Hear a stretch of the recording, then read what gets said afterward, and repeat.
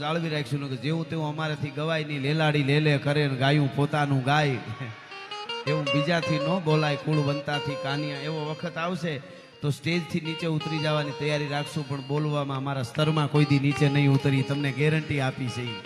બોલ બોલ અમોલ હે, બિન તોલે મત બોલ, પહેલે ભીતર તોલ કે ફિર બાહિર તું બોલ. એટલે હું આ વાત આપને કરતો. શિવાજી મહારાજે ઔરંગઝેબની જેલ તોડી અને ભાગે છે, જંગલમાં જાય છે, વરસાદ વરે છે. એક નાનકડું ગામડું છે, ગામડામાં એક ડોશીની ઝૂંપડી છે, બાળકો છે નાના. ડોહીએ હાંડલામાં ખીચડી મૂકી છે બાળકોને ખવડાવવા. શિવાજી ઝૂંપડામાં જઈને ઉભા રહ્યા, ભૂખ બહુ લાગેલી. માડીએ કીધું આવો. એને ખબર નહોતી કે આ શિવાજી છે, જેલમાંથી નીકળેલા. અને બેહાર્યાને ભેળું કીધું ખાઈ લ્યો, ઝૂંપડું છે ને એટલે એ તો ખાવાની એને કાંઈ ઓલું હોય નહીં, એટલે કીધું ખાઈ લ્યો. અને બાળકોને પતરાવડામાં ખીચડી આપી ડોસી, અને શિવાજીની હારવાર ખીચડી આપી. અને રાણા સાહેબ એ આમ ખીચડી શિવાજી મહારાજે હાથમાં કોળિયો લીધો તો હારવાર બાળકોને આપેલી ગરમ ખીચડી. બાળકે ખીચડીમાં આમ ડોસીના જે દીકરાના દીકરાઓ બાળકો હતા એમણે આમ ખીચડીમાં હાથ નાખી દીધો, એટલે તાતું લાગ્યું ખીચડી, આમ ગરમ હાથ બળી ગયો, એટલે છોકરું રાયડે થયું. ડોસીમાના મોઢેથી શબ્દો નીકળ્યા, ભારતની આરી નારીની તાકાત જોજો, રસ્તો કેવો બતાવે. ડોસીમાં શું બોલ્યા? અરે બેટા તું શિવાજી જેવો બુદ્ધિ વગરનો છો, ઉતાવળો. ભાઈ એને ખબર જ નહોતી કે આ જ શિવાજી છે, અહીંયા બેઠો છે ને હું ખીચડી આપું. એટલે બાળકને ખીજાણા, શિવાજીને જેમ ઉતાવળો બુદ્ધિ વગરનો છો. શિવાજીને કોળિયો હાથમાં રહી ગયો. માડી શિવાજી કોણ? સાઈન કીધું કે તમને ખબર નથી શિવાજી નથી ઓળખતો તું? કે ના. કે તો તું હિન્દુના પેટનો હોય જ નહીં.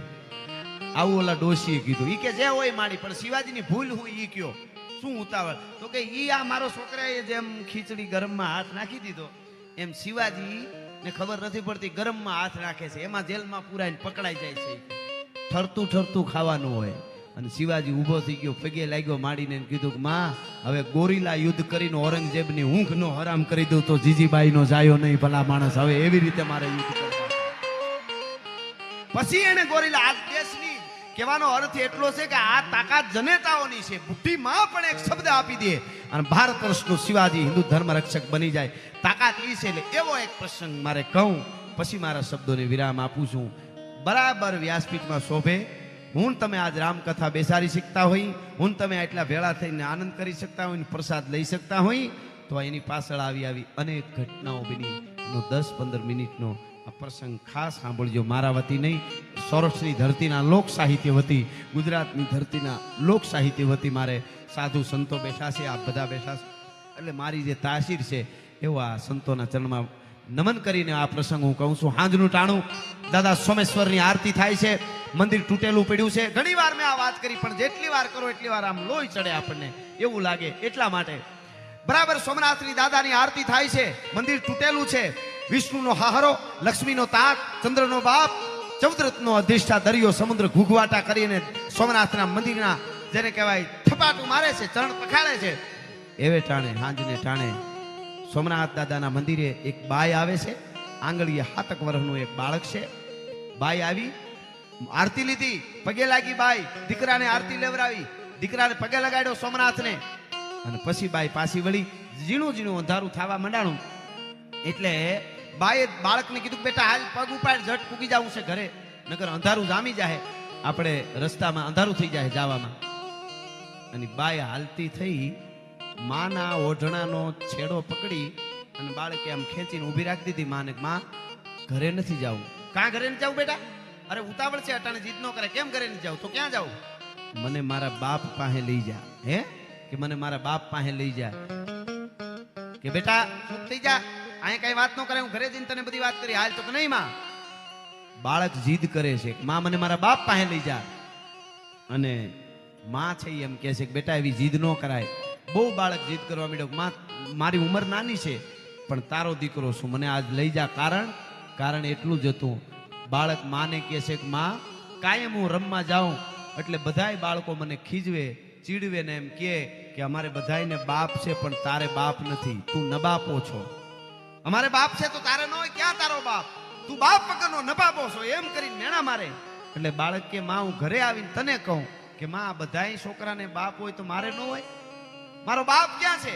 તો તું મને એમ કહેતી કે તારો બાપ સોમનાથમાં છે. બેટા સોમનાથ જઈશ ને તેથી તને તારા બાપ પાસે લઈ જાય. આજે સોમનાથ આવ્યા, દાદાને પગે લાગ્યા, આરતી લીધી. હવે માં તું એમ કેશો કે હવે ઘરે ઉઈ જા, મારા બાપ પાસે લઈ જા. કેમ નામ નથી દેતી?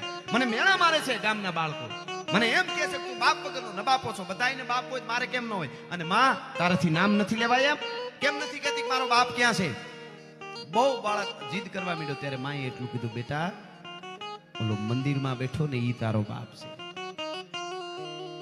બોલા યુવાનોને કઈ પડકારો તાણે દેજો, તમે ગમે ત્યારે ન કરો, કારણ કે આ વાત એવી છે. આજે હું તમે જે માંડવા નીચે બેઠા છે આવી ઘટનાઓ ન બની હોત કદાચ આવી વાત ન હોત. એટલા માટે એનો ઉત્સાહ છે, આમ તો પ્રેમ છે ને. હા હા, લૂંબો જુંબો છે. આ પાછળથી જે જગ્યા ખાલી થઈને પાછી પૂરવા મીડ્યા છે. બે જાઓ, આ વાત પૂરતી મને આમ થોડોક આમ વધારે વાત તો હું કરવાનો છું. મને ખબર હમણાં ગાવામડું ધબધબાટી, પણ આ આવો બાપુ એકાદો પ્રસંગ આજે, અને આવા ધામમાં હું બેઠો છું. સનાતન ધર્મનું આ મૂળ છે, તો મને એકાદી વાત ન કહું તો મને કેમ હોજરી વળે. એટલા માટે ભાઈએ વાતને ટાળવા કીધું, બેટા મંદિરમાં બેઠો ને ઈ તારો બાપ છે. એટલે કીધું કે માં, મંદિરમાં બેઠો હોય ને દુનિયાનો બાપ સોમનાથ છે, મને બધી ખબર પડે. હું મારા બાપની વાત કરું છું, મારો બાપ ક્યાં છે અને દુનિયાનો બાપ છે એમ બાળકે કીધું ને ત્યારે માએ આમ બાવડું જાયલું બાળકનું અને હળી કાઢી અને બાળકને આમ ઉતાવળા પગે લીધો. જે દાદા સોમનાથનું મંદિર તૂટેલું પડ્યું છે એની સામે મેદાનમાં એક પાળિયો હતો.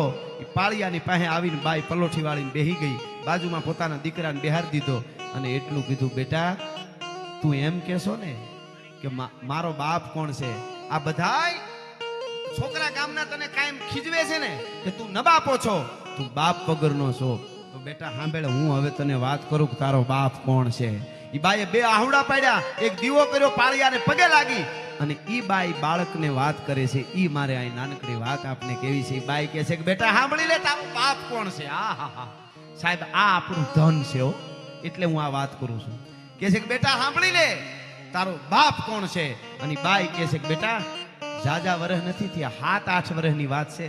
બાઈ બાળકને કહે છે 7-8 વર્ષની વાત છે બેટા, જાજા વર્ષ નથી થયા. આજથી 8 વર્ષ પહેલા એક નાનકડું એવું નગર, એમાં એક તરવરિયો 22 વર્ષનો જવાન શિકાર કરવા જાય, ઘોડા ખેલવે, ગેડી દડે રમે, ભાઈબંધોની હેડીના ભાઈબંધોની માથે ગાલની માથે લાલ ટહેરું પડે, ઝીણી ઝીણી મૂછડિયું પણ વાયે ફરકે મુસડિયું અને રૈયણ જબુકે દંત, જોઈ લ્યો પટોળા વાળ્યું, આ તો લોબડિયાળીનો ખંત ભાઈ. એવો તરવરિયો યુવાનો ઘોડાની માથે સવાર થઈને નીકળે, પાગા નાખતા રકાબ કવિ, ધાગા ધાગા ભરી ભાગા આગા જાવે નાહી ભાગા ભૃગા નાહી ગાજ અને તોપકા ગણાગા તારી બાગા હાથ જાય તાતો રીજા રાગા ભરવે નાજા ખારા ગબે રાજ. જોવું પડે આવો તરવરિયો 22 વર્ષનો એક જુવાન. બાઈ વાત કરે છે બાળકને, અને ઈ જુવાન પોતાના હેડીના મિત્રો સાથે ગેડી દડે રમીને બપોર નેમ્યા પછી ઘેરે આવ્યો, પોતાના મોટા ભાઈના ઘરેથી. એટલે પોતાના ભાભીને આવીને એમ કહેશે ઈ જુવાન, ભાભી માં મને જટ ખાવાનું દો, મને જટ ખાવાનું દે. કે દેવરજી બેહી જાવ, તૈયારી છે, બેહી જાવ. બેહી ગયો એટલે કીધું મને જટ આપો, જલ્દી આપો, જટ આપો, આટલી વાર ન પોહાય. ઈ રોટલો આપે, થાળી આપે, રોટલો આપે, શાક જે કાંઈ બોરો ઈ વખતનો હશે ઈ બાઈ એના ભાભી દેવા મંડાણા ભોજાય મોટા ભાઈના ઘરેથી. એમ કીધું ભાભી માં તમને ખબર પડે કે નહીં મને ભૂખ લાગે પછી આટલી વાર ન પોહાય, હું બેહુતા તૈયાર હોવું જોઈએ. માંડ્યો બોલવા, આમ નો હાલે ભાભી માં, બહુ બોલવા માંડ્યો ને ત્યારે જોજો આ દેશની નારી શક્તિ બોલી છે. જ્યાં ધર્મને જ્યારે જગાડવાનો વખત આવ્યો ત્યારે નારી શક્તિ બોલી. એટલે હું આ વાત કરું છું. ત્યારે ભાભીમાં એ કીધું, મોટા ભાઈ ઘરેથી હતા એમણે કીધું, ઓ હો બિરાજો મારો બાપ, તમે મારા દેવના દીધેલ છો, આવ્યા છો તો અમર થઈને રહ્યો. જ્યાં જગ્યા મળે ત્યાં બેસી જાવ એટલે ઉપાધિ નહીં મારે. હા વાત કરું ને એટલે થોડું અઘરું, ગાવાનું હોય તો કઈ વાંધો જ ન આવે શંકરભાઈ. હા એટલા માટે પણ મને આજ આ ઉપડી છે આ વાત આવે એટલા માટે.